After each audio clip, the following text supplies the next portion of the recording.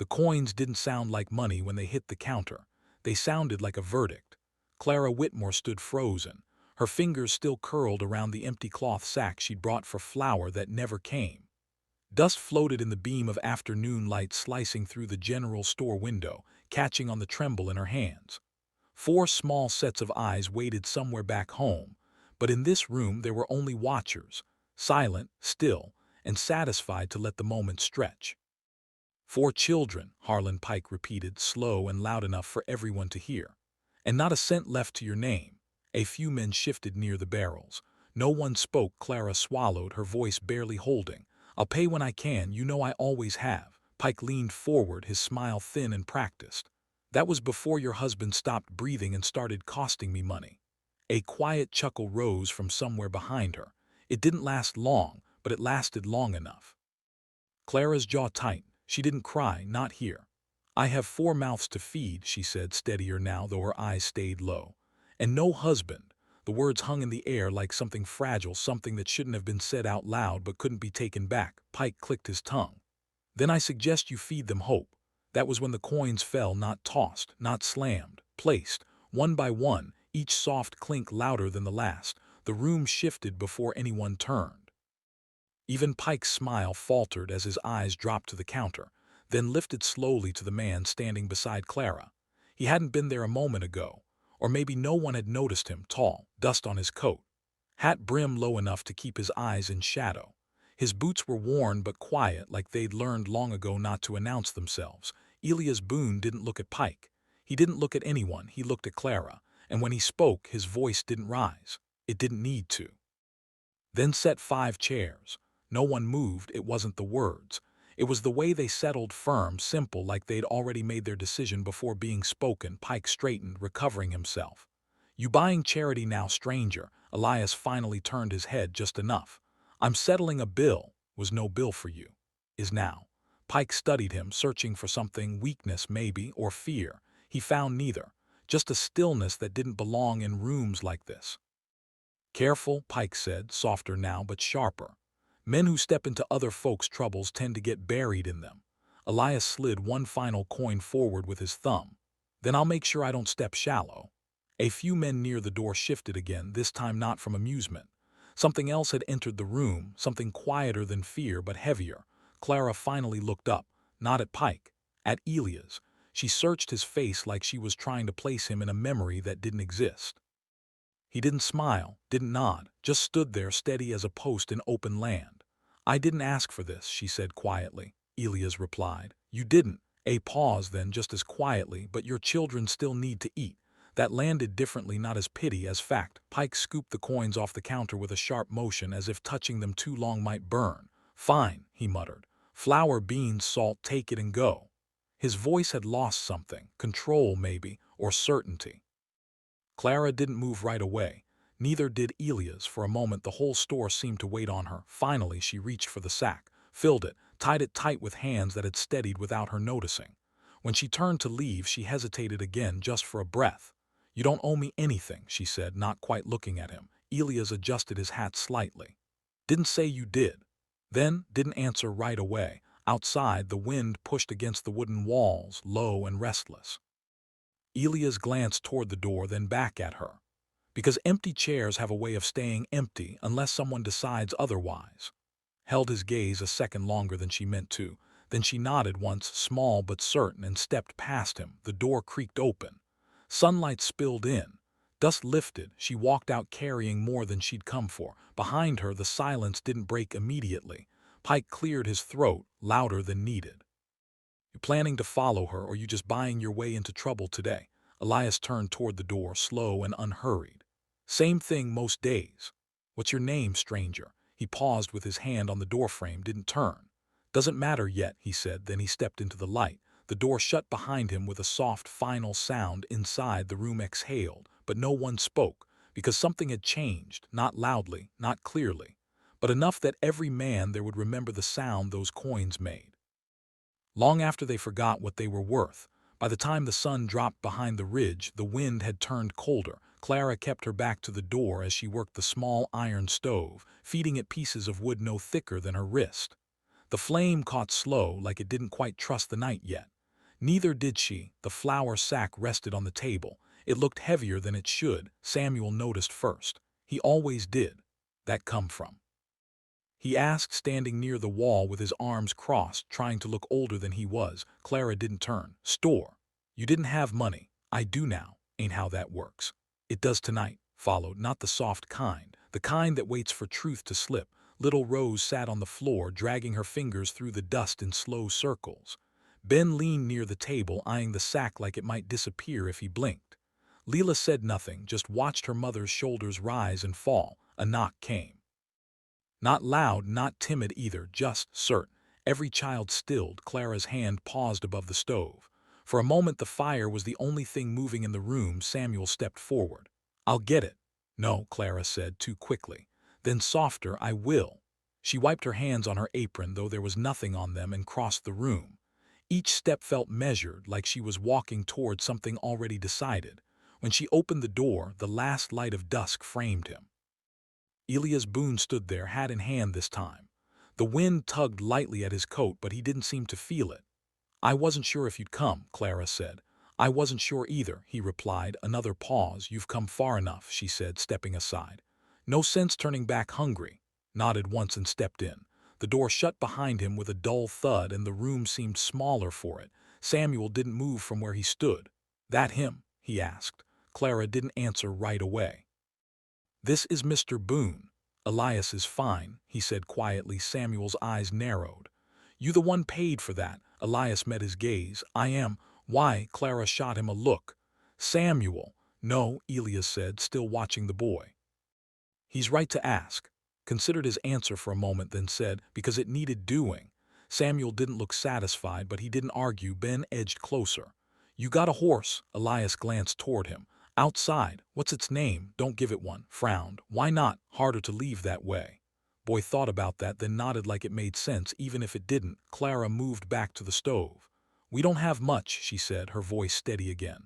But it's warm. That's more than most places, Elias replied. She set the pot to boil, adding flour and a handful of beans. The smell rose slowly, plain but filling. Behind her she could feel his presence without looking, quiet, unmoving, like something placed carefully where it belonged but hadn't decided to stay. A sharp creak broke the stillness. One of the chairs near the table gave under Ben's weight, its leg bending just enough to warn before it snapped back uneven. Ben jumped up. It's been like that, he muttered. Clara sighed softly. I've been meaning to fix it.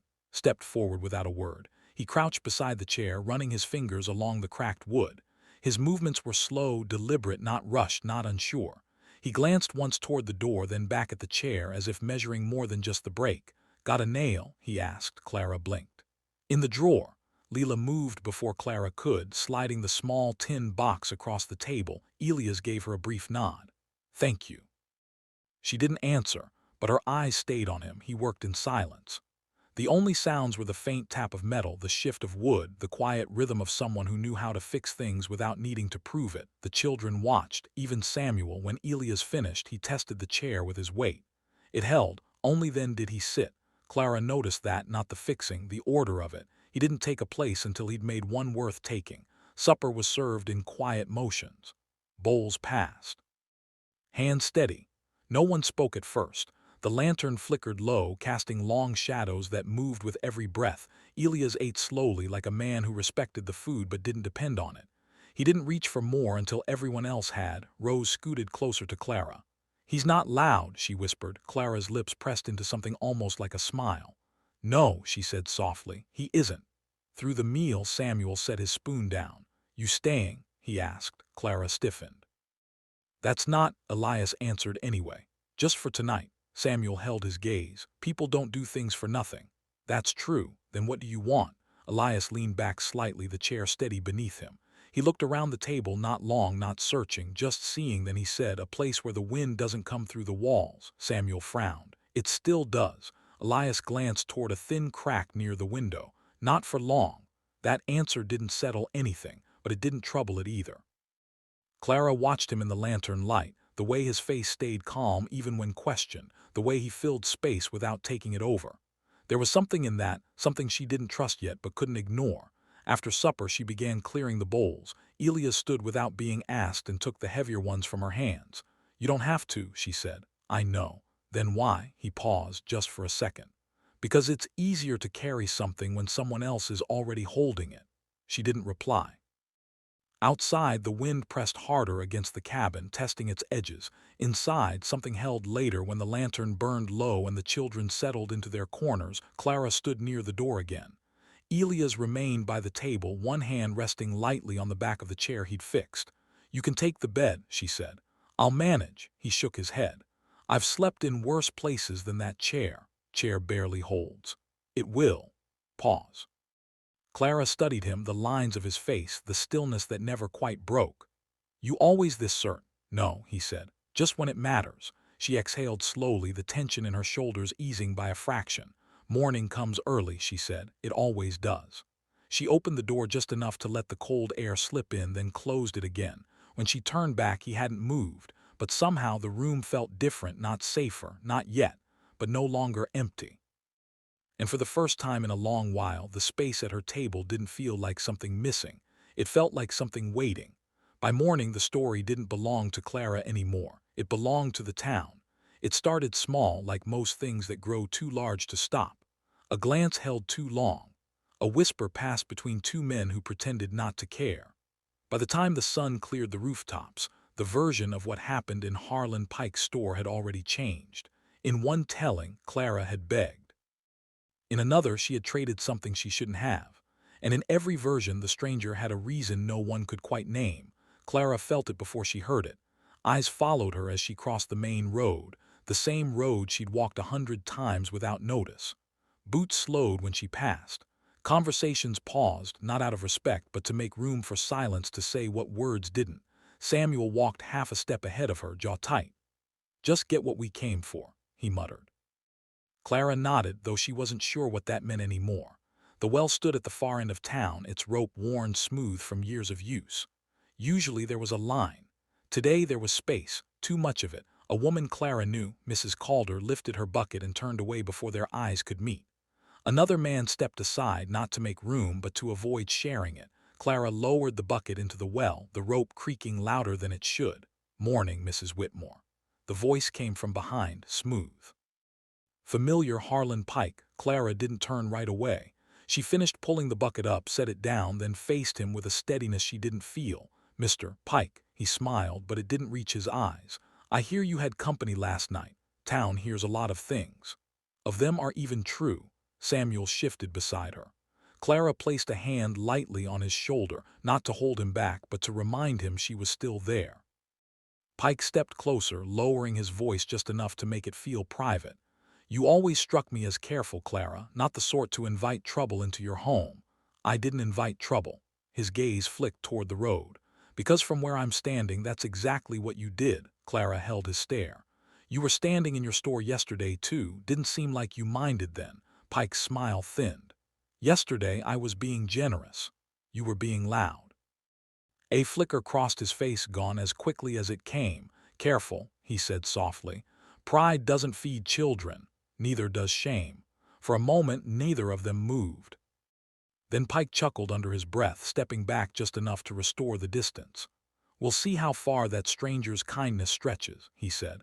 "Men like that don't stay, and when they go, they tend to leave things worse than they found them." Didn't answer. She didn't need to. She lifted the bucket, nodded once to Samuel, and walked past him without looking back. But the words followed. "Men like that don't stay." Elias stood at the edge of town, near the hitching post where his horse waited. He'd been there long enough to notice the shift, not in words, in space. People gave him room without being asked. Not out of respect, not quite fear either. Something in between, the kind of distance men keep when they're trying to decide which side of a line someone stands on. A man approached from the saloon, wiping his hands on a rag. "You the one from the store?" he asked. Elias didn't turn. "Depends who's asking." "Name's Turner. I don't ask twice." Glanced at him then. "Then you're done." Frowned, not used to being answered that way. "You got business here, passing through." "Funny way of passing through," Turner said, nodding toward Clara's direction. "Buying into folks' problems." Rested a hand lightly on the saddle. "Problems don't belong to folks. They just visit longer than they should." Studied him, then spat into the dirt. Pike don't like strangers changing the balance, said nothing. That store's the only one for 30 miles. What he says tends to stick. Only if no one wipes it off, Elias replied. Turner let out a short breath that might have been a laugh. You planning to wipe it? Elias adjusted the strap on his saddle, slow and precise. I'm planning to finish what I started. What's that? Elias looked past him toward the road Clara had taken. Making sure a debt gets settled. Turner's brow furrowed. Didn't know there was one. Wasn't, Elias said. Not on paper. By midday, the tension had found its way into the saloon. It always did. Clara hadn't meant to go there. She rarely did. But flour wasn't the only thing a household needed, and pride didn't stretch far enough to cover everything. The room quieted when she stepped in, not completely, just enough. Pike stood near the bar, speaking with two men who leaned in like his words mattered more when heard up close. When he saw Clara, his expression didn't change, but the men beside him straightened, stepping back just a fraction. Mrs. Whitmore, Pike said, as if greeting an old friend. Didn't expect to see you here. I didn't expect to come, she replied. Yet here we are. She walked to the counter, placing a small bundle of coins down. I need kerosene. Pike glanced at the coins, then back at her. From yesterday's generosity, from work I've done. Of course. He let the word hang. Though I imagine work comes easier with help. Clara's fingers tightened slightly on the edge of the counter. Before she could answer, the door creaked open behind her. Boots stepped in, measured. Unhurried, Elias didn't look at anyone as he crossed the room. He stopped beside Clara, not too close, not distant either, just enough to be present. Pike's smile returned, sharper now.